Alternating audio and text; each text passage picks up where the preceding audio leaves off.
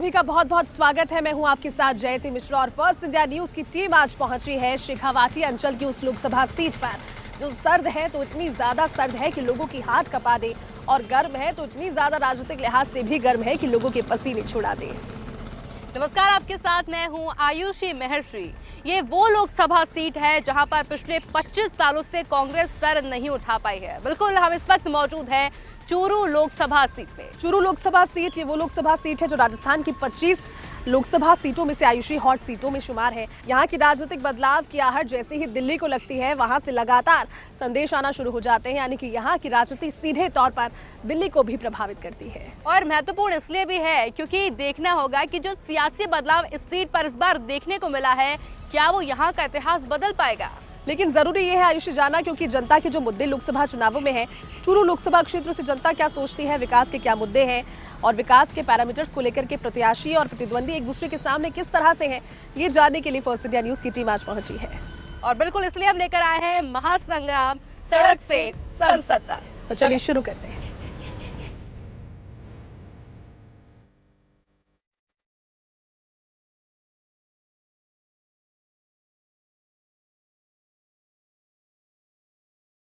देखिए, first India news की team आप पहुंची है राजस्थान की उस लोकसभा सीट में जिसे हॉट सीट कहा जाता है। चूरू इस वक्त हम मौजूद हैं। हमारे साथ यहां पर जनता मौजूद है। जनता से जुड़े हुए क्या मुद्दे हैं, किस तरह के उम्मीदवार की चाहत है और विकास के क्या मुद्दे हैं, आयुषी ये जानने के लिए फर्स्ट इंडिया आज यहां पर पहुंचा। क्योंकि जयती जनता ही है जो सब जानती है किसने कितने वादे पूरे किए हैं, क्या इनकी अपेक्षा है, कौन सी सरकार यहाँ बननी चाहिए, कौन सी नहीं बननी चाहिए। यही वो जनता है जो कि एक एक सवाल का जवाब देगी। बिल्कुल आयुषी, आप ठीक कह रहे हैं, लेकिन सवालों की शुरुआत करते हैं। हमारे साथ यहाँ पर लोग मौजूद है, बारी बारी से जानते हैं, क्योंकि उम्मीदवारों की अपेक्षाएं भी होती है और जनता की अपेक्षाएं भी होती है। सबसे पहले तो लोकसभा के चुनाव सबसे ज्यादा इंपॉर्टेंट है क्योंकि यहाँ से दिल्ली की गद्दी को चुनते हैं आप। इस बार लोकसभा चुनावों को लेकर क्या सोच रहे हैं? निश्चित रूप से मोदी जी नीतियों पे हम चुनाव लड़ रहे हैं और जो अभी मोदी जी के कार्यकाल में धारा 370 हो, चाहे राम मंदिर को राम मंदिर बनाने का मामला हो, जितने भी कार्य और उनकी जो गारंटी योजनाएं हैं उनके मुद्दों पे हम चुनाव लड़ रहे हैं और निश्चित रूप से सरदार शहर में कमल खिलेगा और भारी लीड के साथ खिलेगा, ये मैं आपको विश्वास दिलाता हूँ। का कहना यह है कि सरदार शहर में कमल खिलेगा क्योंकि चूरू, सरदार शहर और जितने भी विधानसभा क्षेत्र यहाँ पर है, भारतीय जनता पार्टी का अभेद किला तो रहा ही है। भारतीय जनता पार्टी के अभेद किले के बाद में जो यहाँ पर राजनीतिक उलटफेर आया है उसको लेकर के क्या सोचना है? देखिए, अब वर्तमान जो सांसद महोदय हैं उनके बारे में कहना चाह रहे हैं। सांसद महोदय को पार्टी ने 2 बार अवसर दिया और 3 लाख मतों से अधिक दोनों ही बार जीते हैं। आम जनता की मोदी जी में आस्था है। मोदी सरकार की जो गारंटी है, मोदी सरकार की जो योजनाएं हैं, मोदी सरकार का जो कार्य है, उनमें आम जनता का विश्वास है, इसलिए जनता है वो मोदी की ओर चल रही है। पूछिए जरा कि जनता का मिजाज क्या कहता है। बिल्कुल, और यही देखने वाली बात होगी कि इस बार वोट पार्टी को होने वाला है या फिर चेहरे को होने वाला है। अच्छा, आपका मत बहुत ज़्यादा इम्पोर्टेंट है। क्या लगता है कि कौन से वो लोकल मुद्दे हैं जिनके ऊपर काम होना बाकी है या फिर ऐसे जिनके ऊपर काम हो चुका? देखिए, महंगाई का मुद्दा तो यहाँ पर है ही। सरदार शहर की बात करें, कोई भी कार्य हमारे लोकसभा क्षेत्र में नहीं करवाया गया है। कई सारे मुद्दों की बात की जा रही है, महंगाई को प्रमुखता से बताया जा रहा है। जयती, आप भी जरा बात करिए। बिल्कुल आयुषी, लेकिन इस बार अगर आपने भारतीय जनता पार्टी की सूची देखी होगी तो उसमें प्रयोगों से सूची कई तरह से भरी रही है। चूरू विधानसभा क्षेत्र और चूरू लोकसभा क्षेत्र जितने भी विधानसभा यहाँ पर आसपास में है, ऐसे क्षेत्र से एक नए चेहरे के तौर पर देवेंद्र झाझड़िया को मैदान में उतारना, जिनकी साफ सुथरी छवि रही है। देवेंद्र झाझड़िया ने आज तक देश का नाम तो रोशन किया है, ओलंपिक में और पैरालंपिक में एक एथलीट के तौर पर पद्म विभूषण से सम्मानित हुए हैं, लेकिन अब बतौर साफ सुथरी छवि को लेकर राजनीति की पारी खेलने के लिए जा रहे हैं। क्या लगता है कि कितने सक्सेस हो पाए? देवेंद्र झाझड़िया ने जो देश में नाम किया है, उनकी एक वास्तविक स्थिति है कि मोदी जी के परिवार जैसे हैं और उन्होंने कहा जो मेरे पास फाइल आएगी वो मोदी जी के पास तुरंत जाएगी। तो आप ये कह रहे हैं कि देवेंद्र झाझड़िया का बतौर यहाँ से उम्मीदवार, और अगर वो जीतते हैं तो साफ तौर पर जनता के साथ में किसी भी समय उन्हें फोन कर पाना, किसी भी समय उन तक अवेलेबल हो पाना। निश्चित मैडम, निश्चित विश्वास है पूरा। उन्होंने विश्वास दिलाया, हमारे स्थानीय नेताओं ने विश्वास दिलाया कि वो सिर्फ सरदार शहर ही नहीं अपितु पूरा चूरू जिला और राजस्थान के लिए काम करने वाले व्यक्ति हैं वो, और उन्होंने दिखाया है देश के अंदर एक हाथ होते हुए भी जिसने अंतर्राष्ट्रीय स्तर पर नाम किया वो निश्चित ही काम करेगा। ठीक है, और भी लोग यहाँ पर हैं। आप हमारे साथ जनता है, आप आगे आइए भाई साहब, आपसे पूछते हैं क्योंकि मुद्दों का यहाँ पर जिक्र हुआ है। मुद्दे और चेहरे राजनीति में इस बार काफी महत्वपूर्ण चल रहे हैं। कई बार चेहरों के नाम पर वोट डलता है, कई बार मुद्दों के नाम पर वोट डलता है। चूरू विधानसभा क्षेत्र में, चूरू के आसपास के सारे विधानसभा, चूरू लोकसभा क्षेत्र के मुद्दे इस बार क्या नजर आ रहे हैं? मुद्दा कुछ नहीं है, वोट बीजेपी को मिलेगा, बीजेपी जीतेगी। यहाँ से नहीं, पूरी राजस्थान में मोदी का 25 सीटें इस बार, मिशन 25। 25 बिल्कुल ने मुद्दा बना लिया है, जो राम को लाए हैं हम निश्चित उनको फिर लाएंगे, इसके सिवा दूसरा कोई मुद्दा नहीं है। कोई नहीं आने वाला यहाँ। ये कहना है आयुषी इनका कि मिशन 25 जो भारतीय जनता पार्टी ने इस बार ठाना है, एक बार फिर से मिशन 25 की हैट्रिक पूरी करेगी। बिल्कुल, क्योंकि बात हो रही है राम की, राम के नाम की। ऐसे में कई और महत्वपूर्ण मुद्दे हैं जयती, वो है एजुकेशन का मुद्दा, पढ़ाई का मुद्दा, इसके अलावा रेलवे का मुद्दा। इसको लेकर के कितना विकास अभी तक हो चुका है और ये कितना बड़ा मुद्दा है, क्या कुछ धरातल की तस्वीर है, वो भी जरा जान लेते हैं। एजुकेशन को लेकर अभी तक क्या हुआ यहाँ? हकीकत मुद्दों की बात करें तो सरदार शहर विधानसभा में विकास की कोई कमी नहीं रही।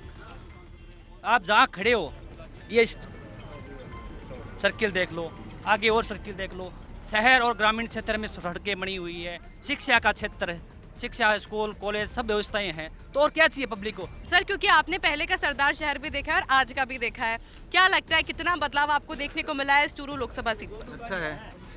अच्छा है चूरू लोग। यानी कि कहा जा रहा है कि मिक्स्ड रिस्पांस मिल रहे हैं जयती। कुछ लोगों का कहना है कि अच्छा और कुछ लोग कह रहे हैं कि थोड़ा विकास होना भी बाकी। बिल्कुल, देखिए आयुषी, ये वो राजस्थान का शेखावाटी अंचल है जहां पर सर्दी जब पड़ती है तो हार्ट कपा देती है और गर्मी जब पड़ती है तो फिर लोगों की हालत खराब हो जाती है। लेकिन इस बार जो चुनावी मौसम यहाँ पर है वो पूरे परवान पर है। बुजुर्ग भी हैं, महिलाएं भी, इनसे भी बात करते हैं क्योंकि मुद्दे उठे हैं रोजगार के और मुद्दे उठे हैं उद्योगों के विकास के। चूरू क्षेत्र में, चूरू लोकसभा क्षेत्र में रोजगार को लेकर के, क्योंकि आप एक युवा है, एक महिला है, क्या सोच रखते हैं? हमारे सरदार सर का सबसे बड़ा मुद्दा रेल विस्तार का है। उनको दोबारा अवगत कराने के बाद राहुल जी क्या बोलते हैं कि आप दिल्ली आ जाओ, मैं आपको रेल मंत्री से मिला दूंगा। कि हमने वोट इसलिए दिए हैं कि हम उनसे मंत्रियों से मिलेंगे। जनता ने किस लिए चुना है? अगर राहुल जी आज है ना पहले कांग्रेस के प्रत्याशी है जो मोदी सरकार के विकास कार्यों पे वोट मांग रहे हैं, उनका कोई भी अगर विकास कार्य है तो आज जनता को बता दे। हमारी सीधी बात है, जो राम को लाए हैं हम उनको लाएंगे। जय श्री राम। अगर यहाँ से बीजेपी की जीत होती है एक बार फिर से तो क्या अपेक्षा है आपकी? एक तो हमारे रेल अठे रुकी पड़ी है, बाहर निकाल देसी मोदी और इन्हें अडवानगढ़ गाड़ी चल रही है तो हमारो विकास हो जैसी। और एक आधो कोई हॉस्पिटल नयो अठे रोड पर खुला देसी। कई योजना है जो भी बिना हो तो आज को नहीं समझा को नहीं गए। वास्ते मोदी ठीक है। क्योंकि जयती चिकित्सा, मेडिकल की हम बात कर रहे हैं, इसके अलावा हम ये बात कर रहे हैं कि एजुकेशन यहाँ पर जल्द से जल्द पहुँचे, रेलवे एक बड़ी समस्या है। उसके अलावा आपको क्या लगता है कि कौन से मुद्दे जिन पे काम करने की ज़रूरत है और उसी आधार पर आप अपना वोट देने वाले हैं? अभी सरदार शहर में केवल एक ही समस्या है, वो है रेल की।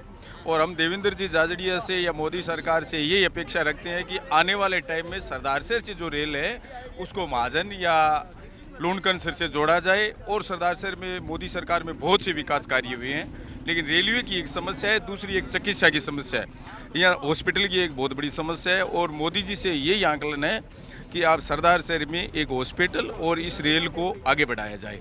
बाकी सरदार शहर में बहुत से विकास कार्य बिल्कुल, जो है मिक्स रिस्पांस अभी भी देखने को मिल रहा है। कुछ लोगों का कहना है कि वाकई में अच्छा नकारा काम हुआ नहीं है जा सकता, धरातल पर। क्योंकि जो 2019 के चुनावों में मोदी लहर थी वो इस बार भी यहाँ पर नजर आ रही है। आप बताइए। एमपी का मैडम विकास के मुद्दे बहुत है, लेकिन यहाँ पे कोई काम नहीं करता है। 25-30 साल से तो मैं देख रहा हूँ कितने एमएलए बन गया, कितने लगता नहीं क्योंकि एक बार एक नए चेहरे को मैदान में, वो मोदी के लिए मैं ये बोलता हूँ राइट है वो बिल्कुल राइट है। तो आपको लगता है कि जब डबल इंजन की सरकार राजस्थान में बन चुकी है, काम हो रहे हैं, तो फिर उसका भी लाभ मिलेगा? नहीं मैडम, सरकार अच्छी बनी है, लेकिन सरकार के जो पदाधिकारी बैठे हैं ना उसमें दम नहीं है। ऊपर सरकार बहुत अच्छी चल रही है, मोदी जी के नियम अच्छे हैं, लेकिन वो एक गांव में आके वो सब कार्य नहीं कर सकते।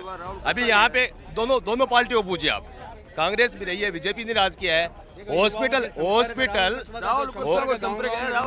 यहाँ एसटीएम कोर्ट है, एसटीएम कोर्ट के सामने अगर एक्सीडेंट होता है ना तो मरीज को बीकानेर जाना अच्छा लगता है। सरदार शहर के हॉस्पिटल पहुँचते हैं ना तब तक 1-2 घंटे लग जाते हैं उसको रास्ते में।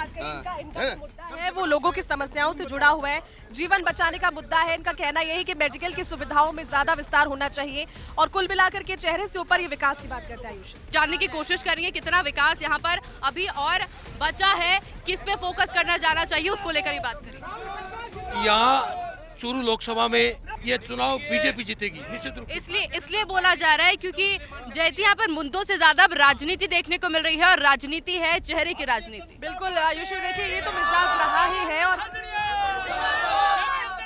नारेबाजी लगातार जारी है, लेकिन ठीक है यहाँ पर नामों से ज्यादा, चेहरों से ज्यादा, मुद्दों से ज्यादा, अगर विकास के मुद्दों से ज्यादा नाम को तरजीह दी जा रही है। ठीक है,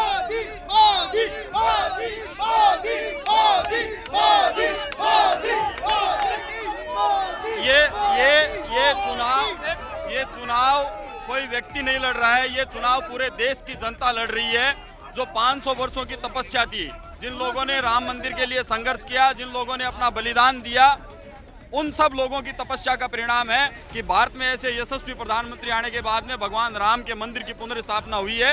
तो इस बार का मुद्दा सिर्फ और सिर्फ राम मंदिर का ही है। आम जनता राम के नाम पे और भारतीय जनता पार्टी के पक्ष में जा रही है। खुले तौर पर इस बार आपका वोट देवेंद्र झाझड़िया जी, खुले तौर पर देवेंद्र झाझड़िया के लिए वोट। देखिए, देवेंद्र झाझड़िया ने 5 साल की उम्र में अपना हाथ खो दिया, और इस प्रकार की स्थिति यदि किसी परिवार में पैदा हो जाए तो परिवार के लोग भी आहत होते हैं। उनके सामने उस बच्चे के भविष्य का भी संकट था, लेकिन उस बच्चे ने हार नहीं मानी, संघर्ष किया। आयुषन का यही कहना है, क्योंकि मुद्दे हैं और यहाँ पर राम मुद्दा चल रहा है। यहाँ पर राम नाम लगातार सुनाई दे रहा है और कहा जा रहा है 400 पार, क्योंकि यहाँ पर लोग बहुत ज्यादा एक एक करके उनसे बातचीत भी करते हैं। मंदिर कोई मुद्दा नहीं है इस देश में। मेरे घर में सैकड़ों सालों से राम मौजूद है, मेरे दिल में। तो आपको कोई खुशी नहीं है कि अयोध्या में उस समय जो रामलला विराजे, कैसा सालों से संघर्ष किया जा रहा था, आपको कोई खुशी नहीं है इस बात की? सुनिए मैम, सुनिए, अरे एक मिनट आप बताइए सर, आप किस विकास की बात कर रहे हैं, किस चीज का इंतजार आपको है? कोई भी विकास नहीं है। आप बताइए मुझे, आप मुझे टिप्स पे गिनाइए, आप मुझे टिप्स पे गिनाइए। देखो, टोल के नाम पे पब्लिक को लूटा जा रहा है, प्राइवेट लोग ठेके चलाते हैं, कहीं राज कांग्रेस का होता है, कहीं बीजेपी का होता है, मिला जुला है। आयुषी, देखिए चुनावी समर है, यहाँ पर अपनी अपनी विचारधाराओं को लगातार सपोर्ट करने वाले लोग हमारे साथ में हैं, और भी लोग हैं। 4 जवाब दो।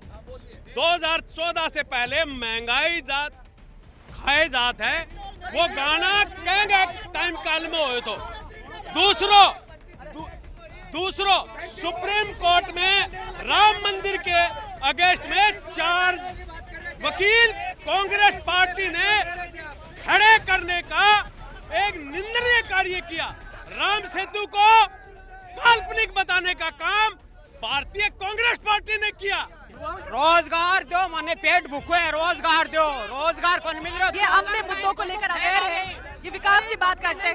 मेरे 2 लड़का हैं, कोई भर्ती नहीं देख रहे हैं। मेरा 2 लड़का, अतः बड़ा मेरा 2 लड़का है, कोई भर्ती नहीं देख रहे। देखिए, इनके दिल की पीड़ा है, इनके मन की पीड़ा है, इनके पास में रोजगार का अभाव है, इसलिए इनका दिल रो रहा है। मेरे लड़का ने रोजगार मिलना जरूरी है, मत तो कड़ाइए काम काट लिया, बाकी लड़का मरे। यहाँ पर लोगों को विकास को लेकर भी कहीं ना कहीं अवेयरनेस है। लोग रोजगार चाहते हैं, किसान चाहते हैं इनकी संतुष्टि, किसान चाहते हैं कि वो आत्महत्या ना करें, युवा चाहते हैं कि उनके पास डिग्रियां हो, रोजगार हो। अरे भाई, मैं किसी पार्टी की बात नहीं कर रहा हूँ। तो देखिए आयुषी, ये वो लोकसभा क्षेत्र है जो हॉट है, सभी की निगाहें इस पर है, राजस्थान के लोगों की भी और दिल्ली के लोगों की भी, क्योंकि यहाँ की राजनीति हर वक्त करवट नहीं बदलती, लेकिन क्या इस बार ये करवट बदलती है? राजनीतिक उलटफेर के बाद वो देखने वाली बात होगी, क्योंकि एक तरफ देवेंद्र झाझड़िया हैं जिन्होंने खेलों में देश का नाम रोशन किया है, तो दूसरी ओर राहुल कस्वा है जिनकी पृष्ठभूमि राजनीतिक रही है, मजबूत रही है। पर बड़ी बात यह है जयती कि जो बदलाव, राजनीतिक बदलाव इस बार इस सीट पे देखने को मिला है, ये तस्वीर जरूर साफ हो जाएगी कि आखिर वोट किसको गया था। तमाम मुद्दे यहाँ पर देखने को मिले हैं, इसलिए हम बार बार कह रहे हैं सड़क से संसद तक, क्योंकि यही वो सीट होती है, यही वो जनता है, यही वो लोग हैं जो कि ये डिसाइड करते हैं कि आखिर कौन वो चेहरा होगा, कौन वो सांसद होगा। बिल्कुल आयुषी, और तस्वीर जो है वो 4 जून को स्पष्ट हो जाएगी। यहाँ पर भारतीय जनता पार्टी का मिशन 25 पूरा होता है, एक बार फिर से जीत के हैट्रिक लगा पाती है, या फिर यहाँ पर इस बार बदलाव नजर आता है। इंतजार करेंगे 4 जून का। चलिए फिलहाल के लिए महासंग्राम में बस इतना ही।